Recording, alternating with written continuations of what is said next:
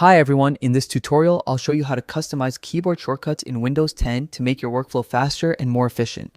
Personalizing shortcuts can save time and help you navigate your favorite applications more smoothly. First, choose the software you use the most. Focusing on key programs gives you the biggest efficiency boost. Next, locate the software icon on your desktop or in the Start menu. Right-click on it to open the context menu. From the menu, select Properties. This opens a window with detailed settings for the application. Click the Shortcut tab inside the Properties window.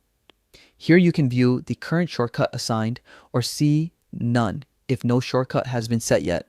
To assign a new shortcut, click the Shortcut key field and press your desired key combination.